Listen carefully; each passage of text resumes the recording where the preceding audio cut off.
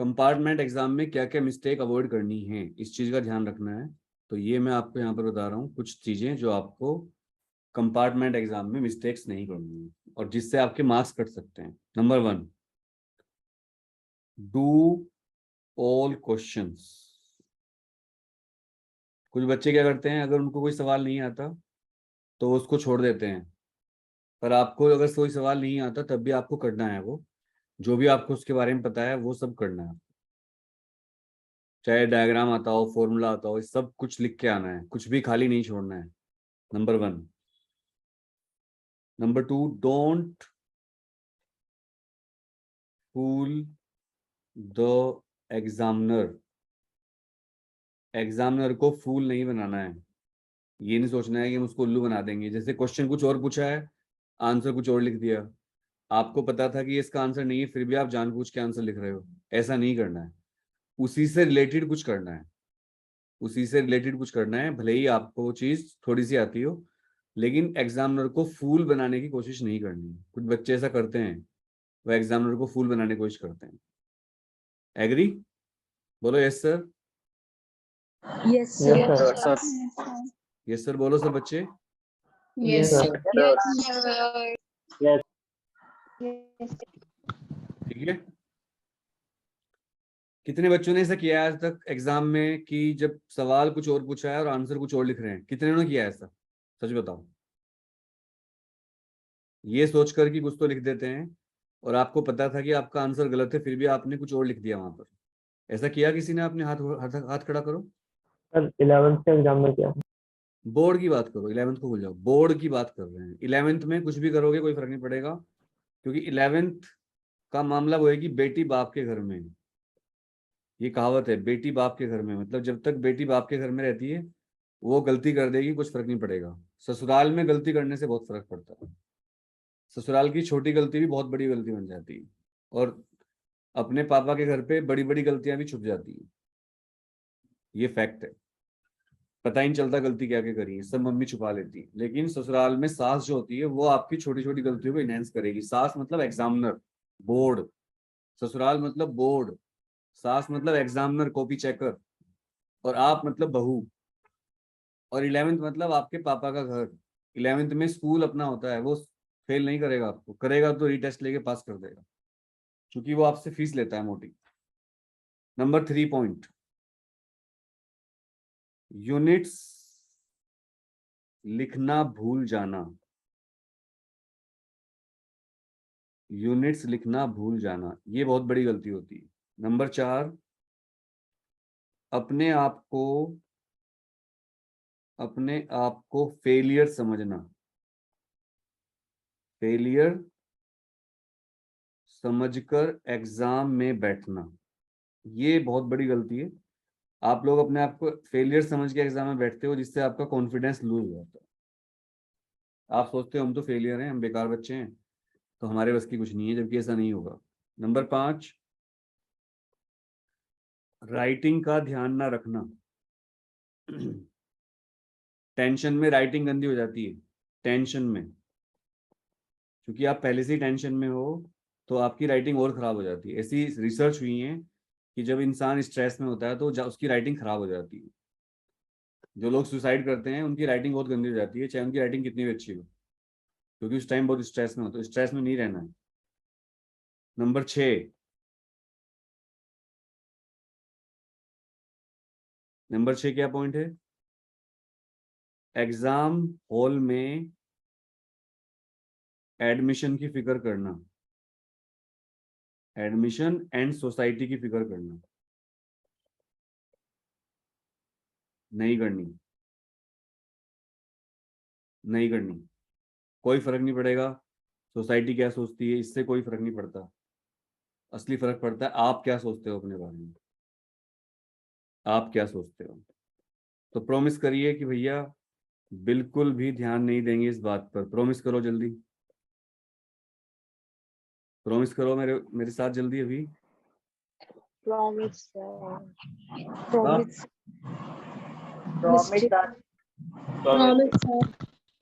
Sir promise. Next 7वां point, एक point जो बहुत इंपॉर्टेंट बता रहा हूँ आपको।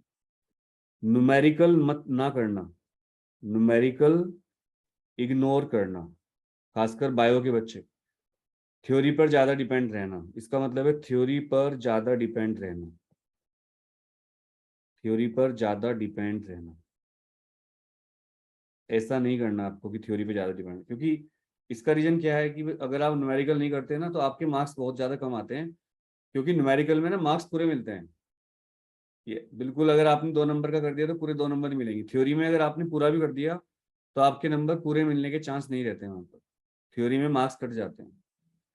तो एक ये ध्यान रखना है कि आपको न्यूमेरिकल भी करने हैं, चाहे वो आपका गलत हो जाए आधा। फॉर्मूला याद हो फॉर्मूला लिख देना, डायग्राम याद हो डायग्राम बना देना, कुछ भी कर देना, लेकिन न्यूमेरिकल को इग्नोर नहीं करना है। नंबर 8, पर्ची चीटिंग करना। एग्जाम हॉल में चूंकि आप कंपार्टमेंट वाले स्टूडेंट हो और वहां बच्चे बहुत कम होंगे इस बार, पिछली बार तो बच्चे बहुत ज्यादा थे एक रूम में, इस बार एक रूम में बच्चे कम होंगे, सेंटर भी कम होंगे। तो एग्जामिनर को पता होता है कि आप कंपार्टमेंट वाले स्टूडेंट हो, तो वो ज्यादा स्ट्रिक्ट होते हैं उस टाइम, मैंने ऐसे देखा है। उनको पता होता है कि आरटी वाले बच्चे हैं तो उनके साथ वो ज्यादा स्ट्रिक्ट रहते हैं, तो पर्ची चीटिंग करने की कोशिश करने पे आप पकड़ने के चांस आपके ज्यादा हो जाएंगे। जब भीड़ होती है तो पकड़ने के चांस कम होते हैं और वैसे चांस बढ़ जाते हैं। तो चीटिंग नहीं करनी है, अपने दिमाग से ही करना है जो करना है। पर्ची वर्ची नहीं ले जाना, पूछ सकते हो किसी से अगर मौका हो तो, नहीं देख रहा है, बट ऐसे पर्ची वर्ची मत ले जाना भूल कर भी, नहीं तो आप फंस जाओगे तकड़े वाले। ठीक है, clear. Okay number sir. 9, late जाना, लेट जाना सेंटर पर, एटीट्यूड दिखाना, अपने आप को ज्यादा सीनियर दिखाना कि हम तो 12वीं कर चुके हैं, एटीट्यूड दिखाना बिल्कुल नहीं, नॉर्मल। 10वां, फैशनेबल कपड़े पहनकर जाना, फैशनेबल ड्रेसअप बिल्कुल नहीं। कोशिश करिए स्कूल की यूनिफॉर्म या लड़के पैंट शर्ट और लड़कियां अपना नॉर्मल जो ड्रेस होती है, एक सभ्य ड्रेस जो मानी जाती है, वही पहन के जाएं, क्योंकि उसका भी बहुत फर्क पड़ता है कपड़ों का। इस बात को आपको मानना पड़ेगा, कपड़ों का बहुत फर्क पड़ता है। भले ही हम लाख कहें कि हमारी चॉइस है कुछ भी पहने, लेकिन सोसाइटी सोसाइटी होती है और सोसाइटी हमें जज करती है कपड़ों से। और हम सोसाइटी में ही रहते हैं, मंगल ग्रह पे नहीं रहते, हम चांद पे नहीं रहते, हम सोसाइटी में रहते हैं। तो कपड़ों का भी फर्क पड़ता है। कपड़े ज्यादा दकियानुसी भी नहीं होनी चाहिए और ज्यादा फैशनेबल भी कपड़े ठीक नहीं होते। नॉर्मल ड्रेसअप जो होती है सबको पता है, उसके बारे में कोई ज्यादा कपड़ों के बारे में टिप्पणी नहीं करूंगा, क्योंकि आप सब जानकार हो उस चीज के, बहुत पता है। लड़के जैसे रंग बिरंगी टी शर्ट पहन ले, रंग बिरंगी शर्ट, चमकीली शर्ट, बिना मतलब के स्टाइल मारना, रंग बिरंगे जूते ना, बहुत एक्सपोजिंग ड्रेस ना भैया, नॉर्मल। क्योंकि उससे क्या होगा, आप ड्रेस का वैसे कोई फर्क नहीं पड़ता मेरे हिसाब से, तो कपड़े जिसकी जो चॉइस हो पहन लो, बट जब हम अलग से कपड़े पहनते हैं ना तो हम थोड़े कॉशियस हो जाते हैं कि हमें कोई देख रहा है नहीं देख रहा है, हमें टेंशन मिल रही है, तो फिर आपका फोकस पढ़ाई से हट जाएगा। क्योंकि उस टाइम आपको पूरा ध्यान कहाँ रखना है, पढ़ाई पर रखना है। आर्मी की यूनिफॉर्म क्यों होती है सोचो, पुलिस की यूनिफॉर्म क्यों होती है, सोच के देखा आपने कभी। आर्मी में चाहे कोई कितना भी बड़ा ऑफिसर हो, यूनिफॉर्म में रहना पड़ता है उसको, ताकि उसका ध्यान भटके ना, कपड़ों से ध्यान भटक सकता है आपका।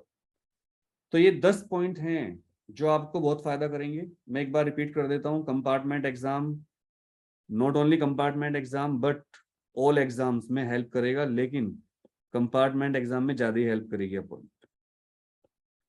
तो ये एग्जाम जानकारी है आपके लिए, जो मैं हमेशा हेल्प करने की कोशिश करता हूँ बच्चों की। और टीचर इन बातों को, इन बातों इन चीजों के बारे में बात करने से बचते हैं काफी ज्यादा आजकल, क्योंकि टीचरों को पैसे से मतलब है बस, सैलरी मिल गई, सैलरी मिल गई, भाड़ में जाए बच्चे। ज्यादातर अच्छे टीचर भी होते हैं, मैं नहीं कहता, बट हाँ आजकल एक टीचिंग भी प्रोफेशन और बिजनेस बन चुका है। जी सर। तो मेरा फर्ज है आपको बताने का।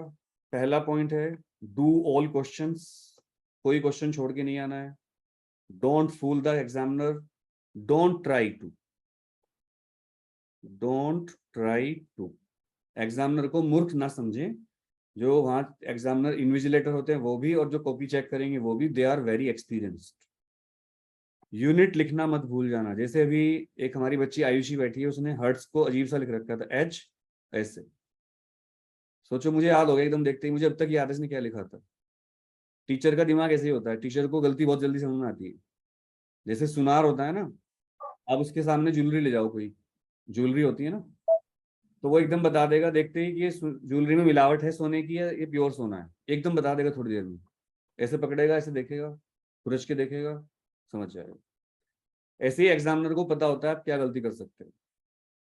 अपने आप को फेलियर समझकर एग्जाम में बैठना, सबसे इंपॉर्टेंट पॉइंट ये है। आप अपने आप को कैसे देखते हो, अपने आप को आप क्या समझते हो, ये बहुत इंपॉर्टेंट है। घमंड भी नहीं करना है और अपने आप को किसी से कम भी नहीं समझना है। यस और नो?